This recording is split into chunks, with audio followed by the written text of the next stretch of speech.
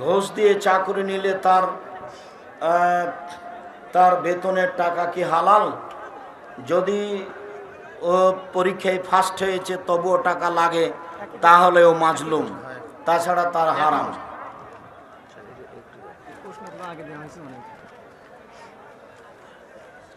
সাদা স্রাব কি অজু ভাঙে? জি না, সাদা স্রাব অজু ভাঙে না। ছোটবেলায় ছেলে মেয়েদের আকিকা করিনি, 7 দিনের পরে আকিকা হবে না, আগে হবে না পরে হবে না। বিয়ের সময় যদি মেয়ে কবুল না বলে তাহলে সে বিয়ে ইসলাম সম্মত কি? মেয়ের কবুল বলাটাই না জায়েজ, মেয়ের কাছে কবুল করাতে যেতে হবে না, ওটাই জরুরিভাবে ছেড়ে দিতে হবে। কবুল ওর বাপ করাবে, মেয়ের বাপ। সালাফি আলেম বলেন বুকে হাত বাঁধার হাদিস জয়ীফ না, বুকে হাত বাঁধারই হাদিস সহি, নাভির নিচে হাত বাঁধার হাদিস জয়ীফ। আমি দাড়ি রাখতে চাই কিন্তু স্ত্রীর নিষেধ। নোংরা কথা বলো কেন? আমাদের গ্রামে মহিলারা ঈদের সালাত বাড়িতে জামাতে পড়িয়ে খুতবা দেয়। জি না, মেয়েদেরকে ঈদের মাঠে যেতে হবে, জরুরি বাধ্য। জুমা মসজিদে মহিলারা ঈদের সালাত আদায় করবে, এটা বিদাত। এরকম প্রথা রাসূলের যুগে ছিল না। রব্বানা লাকাল হামদ জোরে পড়া যাবে কি? যায়, তবে ধীরে পড়া উত্তম। বেকায়দায় পড়ে সুদখোরের বাড়ি দাওয়াত খাওয়া যাবে কি? নিরুপায় হয়ে খাবেন, স্বইচ্ছায় নয়। অজু শেষে ঘাড় মাসা করা বিদাত। অনেকেই বলে আপনি আগে যুব সংঘ দলে ছিলেন, ভুল বলেছে, তওবা করতে হবে। পরহেজগার হওয়ার জন্য কি কি আমল করব? 5 ওয়াক্ত সালাত আদায় করেন, কোরআন তেলাওয়াত করেন, হালাল রুজি খান, আর দুজন যেখানে বসে আছে ওখানে বসবেন না। ওখানে আর একজনের বদনাম হচ্ছে, পরকাল হারাবে। আড্ডা পিটবেন না। দল বেঁধে কবরস্থানে যাওয়া জিয়ারত করা বিদআত, একাই যাবে। এই ছেলে সালাতুত তাসবিহ পড়া যাবে কি? হাদিস সহিহ নয়। তাহাজ্জুদ পড়েন, তাহাজ্জুদ। সাব্বিহিসমা রাব্বিকাল আলার জবাবে সুবহান রাব্বিয়াল আলা সবাই জোরে বলবে, জিনা চুপে চুপে। সূরা 3-এর শেষে বালাওয়ালা যে বলা যাবে না, সূরা 3-এর উত্তর দেওয়া যাবে না। সূরা আলার যাবে, সূরা গাসিয়ার যাবে। অনেকে বলে দাড়ি রাখা তেমন গুরুত্ব নেই, কিছু বলুন। দাড়ি রাখা জরুরি, ফরজ। গুরুত্ব নেই কথা বললে কাবিরা গুনাহ হবে। জর্দা, গুল, বিড়ি, সিগারেট খেলে 40 দিন সালাত কবুল হবে না, এটাই ঠিক, এ কথাই ঠিক। মহিলাদের কাফনের কাপড় 5টি কি? জি না, 3টি। 5টির হাদিস ঠিক নেই। দলিলবিহীন জায়গায় মসজিদ স্থাপন করা যাবে কি? দলিলবিহীন মানে যে কোনো জায়গায় মসজিদ নির্মাণ করা যায়, তবে ওয়াকফ না হলে ওই মসজিদ বন্ধ করতে হবে, ওয়াকফ করার জন্য বলতে হবে। সরকারি জমিতে যদি মসজিদ নির্মাণ হয় তাহলে একটা ডিসি ওসি বরাবর একটা দরখাস্ত অনুমোদন থাকা ভালো। ব্যাংকে চাকরি হালাল হবে কি? জি না। ব্যাংকে টাকা জমিয়ে রেখে ইবাদত কবুল হবে কি? নিরুপায়ী হয়ে ব্যাংকে টাকা রাখতে পারে, যা লাভ আসবে সেগুলো অসহায় পুরুষ নারীকে দিয়ে দিবে। যারা ধান, গম, গরু, উট এগুলোর ওসর বা জাকাত আদায় করে না, তার হুকুম কি? তার ইবাদত কবুল হবে না। লুঙ্গি, শাড়ি দিয়ে জাকাত দেওয়া যাবে কি? জি না। জাকাত টাকায় হস্তান্তর করতে হবে। জাকাত পরিবর্তন করে কাপড়, লুঙ্গি বিতরণ করা যাবে না, কেননা জাকাতের টাকাটা যেটা, ওই টাকার মালিক উনি নন। জাকাতের ওই টাকাটার মালিক হলো ফকির মিসকিন। অতএব যে জিনিসটার মালিক তিনি নন, সেই জিনিসটার উপরে তিনি ক্ষমতা খাটাতে পারেন না। উনি টাকাটা দিয়ে যদি কাপড় কিনেন তাহলে আর একজনের টাকার উপরে উনি ক্ষমতা খাটালেন। মনে হয় কথা বুঝাতে পারিনি। জাকাতের টাকাটার মালিক কে? ফকির মিসকিন। তো উনি তার হাতে দিয়ে দিবেন, তাহলে তার জিম্মেদারি শেষ। তো উনি কেন জাকাতের টাকা দিয়ে লুঙ্গি কিনতে গেলেন? তাহলে ওই টাকার উপরে এখনো তার ক্ষমতা আছে? নেই। আপনি একদিন আমাদের কেন্দ্রীয় মসজিদে খুতবা দিবেন, সময় হওয়া কঠিন আছে। আজকে আপনাদের মেহমানের অনুরোধে তার আর একজনের মাধ্যম দিয়ে চলে এসে আমি এখানে আসা পর্যন্ত ওনাকে খুঁজছিলাম যে ইনিকে, যার মাধ্যমে চলে আসলাম। বেনামাজির জানাজা হবে কি? নামাজ যদি অস্বীকার করে থাকে তাহলে হবে না, আর যদি শয়তানি করে পড়ে না তার জানাজা করতে হবে। মৃত ব্যক্তির খানার অনুষ্ঠান হারাম, 40 দিনে হোক 4 দিনে হোক। যেটা মৃত ব্যক্তির নামে খাদ্য দিয়েছেন ওটা তো ময়লা, মানুষের ময়লা, ওটা সাদাকা। তা আপনি বা খাবেন কেমন করে? আর আপনার বাপের বন্ধু মানুষ এসেছে গাড়ি নিয়ে, ও খাবে কি করে? এটা মানুষের ময়লা। আল্লাহ রাসূল ওই হোসেন একটা জাকাতের খেজুর মুখে দিয়েছিলেন। আল্লাহ নবী লাফতে উঠে মুখের ভিতরে আঙ্গুল ঢুকে খেজুরটা বের করে বলেছিলেন, আমার সারতা, এই তুমি বুঝো না সাদকা হচ্ছে মানুষের ময়লা? আমি খাই না, আমার বংশ খায় না, আমার বাড়িতে যে কাজ করে সেও খায় না, তাদের উপর হারাম। কাজে ওইভাবে মরা মানুষের অনুষ্ঠান করা হারাম। হানাবি কিছু ভাই বলে আহলে হাদিস ইংরেজদের থেকে এসেছে, এটা অপবাদ। তাকে জবাব দিতে হবে বিচারের মাঠে এবং দুনিয়াতেও। অত্র মসজিদে জুমার আজান দুটি, একটি দিতে হবে, দুটি নয়। স্বামী স্ত্রীকে সরকারি আইনে কোর্টের মাধ্যমে তালাক দিয়েছেন, স্বামী স্ত্রীকে দিয়েছেন, অর্থাৎ ডিভোর্স দিয়েছেন এই দিন এবং 3 মাস অতিক্রম করেছে। এখন তারা পুনরায় থাকতে চায়। ওই যদি এক বৈঠকে 3 তালাক করে থাকে কাজীর বৈঠকে, তাহলে বিবাহ পড়িয়ে আনতে হবে, কারোর সাথে নয়, তারই সাথে। 90 দিনের মধ্যে ফিরিয়ে নিলে বিবাহ পড়াতে হতো না। 90 দিন পার হয়েছে, তারই সাথে বিবাহ পড়াতে হবে, অন্য কোথাও নয়। আর যদি 3 মাসে 3 তালাক দিয়ে থাকে তাহলে আর ফেরত নেওয়া যাবে না। স্ত্রী সহবাসের দোয়া মুখস্থ করতে হবে। শুকরিয়া, জাযাকুমুল্লাহ খান। দীর্ঘ সময় ধরে আমরা যখন খাবার খাই তখন খাবার খাওয়ার ভিতরে পানি খাই, তখন আমরা ডান হাতের সাথে বাম হাত ব্যবহার করি। কোনো সময় করা যাবে না। বাম হাতে শয়তান খায়, আল্লাহ রাসূল বলেছেন। বাম হাতে গিলাস ধরে ডান হাত লাগিয়ে দিয়ে খেতে পাবেন না, এবারে চিরদিনের জন্য হারাম। ডান হাতে ধরতে হবে। বলে ভাত লেগে আছে যে চেটে খান, আর না হলে ওই সহই আপনি গিলাস ধরেন, আর না হলে খেজুর খান। অনেক লোক বলা বলি করে যে সে যদি মুসলিম হয়, সে যতই পাপ করুক তাকে পাপের সাজা দিয়ে আল্লাহ একদিন তাকে জান্নাতে দিবেন। কথা ঠিক।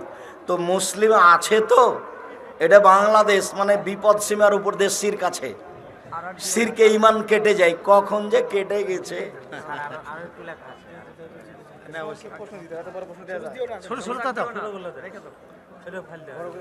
বুকে হাত বাঁধা।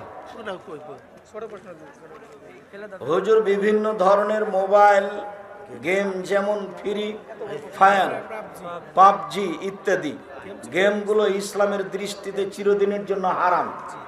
প্রত্যেক যেই খেলা বসে বসে চলে, সময় নষ্ট হয়, শরীর চর্চা হয় না, সেই খেলাকে আল্লাহ চিরদিনের জন্য হারাম করেছেন। চৌসার, ছক্কা, লুডু, দাবা, পাঞ্জা, ক্যারাম বোর্ড, তাস, গেমস, যত খেলা আছে বসে বসে চলে, সময় নষ্ট হয়। এই খেলায় যদি কেউ হাত লাগায় তাহলে সে তার হাতকে শরীর রক্তের মধ্যে ডুবিয়ে দিল, একেবারে হারাম। শ্বশুর বাড়ি হতে খুশি হয়ে কোনো কিছু দিলে নেওয়া যাবে কি? পরে নিতে হবে, বিবাহের সময় নয়। আব্দুর রাজাক সাহেব পরে নেওয়ার দলিল,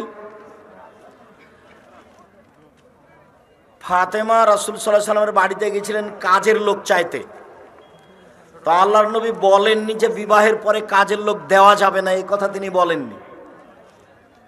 তিনি বলেছিলেন যে তুমি এগুলো বলো, তাহলে আর কাজের লোক লাগবে না। তো বিবাহের পরে বাপ মেয়েকে কিছু দিতে পারে, তার প্রমাণ এইটা।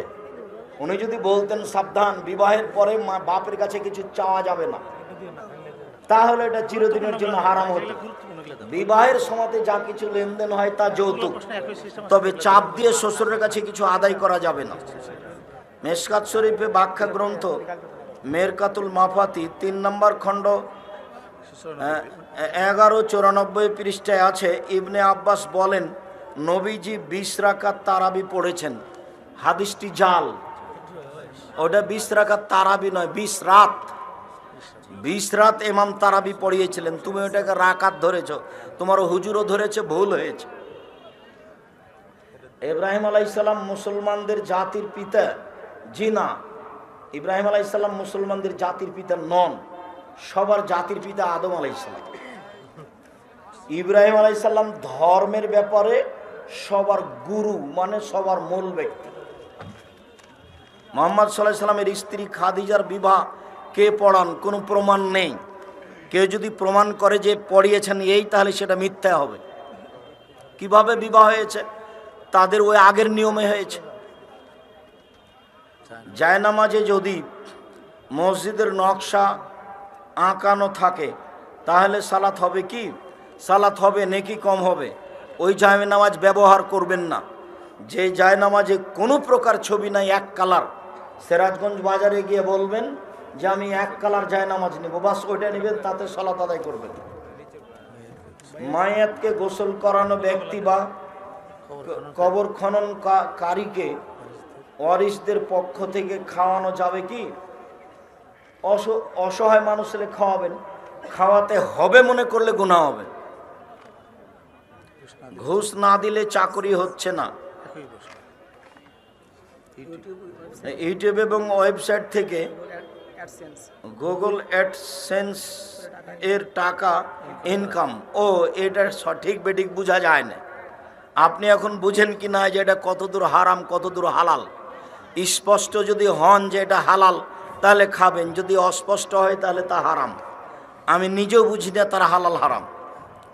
চাকরির মাধ্যমে বিয়ের চুক্তি, চাকরি হলে বিয়ে করতে হবে, সেই বিয়ে কি হালাল? বিয়ে তো হালাল, কাজটা জায়েজ নয়।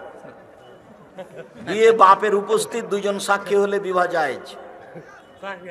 ফজর এবং আসর নামাজ হানাফি জামাতের সাথে আদায় করলে কি নামাজ কবুল হবে? নামাজ কবুল হবে, নেকি কম হতে পারে। আশেপাশে আহলে হাদিস জামাতের মসজিদ যদি না থাকে তাহলে কি হানাফি জামাতের মসজিদে নামাজ আদায় করা যাবে? করেন। ফজর এবং আসর না করাই ভালো। মুসা আলাইহিস সালামের লাঠি কোথায় আছে এবং এই লাঠি মুসা আলাইহিস সালাম কোথা থেকে পেয়েছেন? কোথায় আছে আমরা তা জানি না, তবে তিনি কোথায় পেয়েছেন সেটা আমরা জানি না। তার হাতে লাঠি ছিল এ কথা আল্লাহ বলছেন, মাবে এমিনে কাইয়া মুসা, মুসা তোমার ডান হাতে কি? তখন মুসা আলাইহিস সালাম বললেন, হে আসা, এটা আমার লাঠি। বিবাহে স্বর্ণ উপহার দিলে পুরুষের জন্য তা গ্রহণ করা বৈধ হবে কি? স্বর্ণ উপহার দিলে গ্রহণ করা যাবে, বিক্রি করে টাকা কাজে লাগাতে হবে। স্বর্ণ পুরুষের ব্যবহার করা হারাম। কিছু মুসল্লিকে দেখা যায় জিন্সের প্যান্ট পরে এবং এই প্যান্ট গুটিয়ে সালাত আদায় করে, যেন এটা হারাম। যেই প্যান্টে শরীরের উঁচু নিচু বোঝা যায় অঙ্গ প্রত্যঙ্গ, সেই পোশাক হারাম। আর সলাতের সময় কোমরে গুটাতে হবে, নিচে নয়। নিচে গুটানো হারাম, কেননা সব কিছু সিজদা করতে যায়। একজন নবী একজন পুরুষের সাথে একজন নারী কতজন পুরুষের সাথে পর্দাবিহীন সাক্ষাৎ করতে পারে? ওটা উল্লেখ করা আছে কোরআন মাজিদে। তার বাপ, তার শ্বশুর, তার ছেলে, তার বোনের ছেলে, তার মেয়ের ছেলে। জীবিত মানুষের আত্মা কোথায় অবস্থান করে? তার দেহের মধ্যে অবস্থান করে, ঘুমের সময়তে চলে যায়, আবার আসে, যা রাসূল সাল্লাল্লাহু আলাইহি ওয়াসাল্লাম বলেছে। আমার 3টি মেয়ে, তাদের নাম রাখা হয়েছে মাফিয়া আক্তার মুন্নি, মার্জিয়া আক্তার মায়া, এই নামগুলো রাখা যাবে, ঠিক আছে কিনা? মনিরা, শুধু মনিরা বিনতে মুক্তার, ঠিক আছে। মার্জিয়া বিনতে আক্তার মায়া, মানে ও বিদ্যা আক্তার মায়া লাগবে না, শুধু মার্জিয়া মার্জি আছে। আক্তার মায়া এগুলো ছেড়ে দিতে হবে। আর মাফিয়া একটা মাফিয়া এটাও একটাই। মাফিয়া আফিয়া হয় মাফিয়ার চেয়ে আফিফা। বিবাহের মহারানা হিসাবে কোনো নারী যদি বিবাহের পর স্বামীর সাথে হজে যেতে ইচ্ছা করে তবে তা মহারানা হিসাবে গ্রহণযোগ্য হবে কি? স্বামী স্ত্রীর চুক্তিতে যদি হয়তো হবে, তোমাকে হজে নিয়ে যাব, তোমার সাথে যে মোহর ছিল সেটা আমি এরই মধ্যে পরিশোধ করে দিলাম, তো স্বামী যে স্ত্রী যদি রাজি থাকা হবে, ছাড়ো আপনি। শুক্রিয়া, জাজাকুমুল্লাহ খায়র। আল্লাহ আমাদের যারা মারা গেছে তুমি তাদের কবরের শাস্তি মাফ করো, আমরা যারা অসুস্থ তুমি তাদের আরোগ্য দান করো, আমরা যারা বেঁচে আছি তুমি তাদেরকে তোমার রাসূলের পদ্ধতি অনুযায়ী চলার তৌফিক দান করো।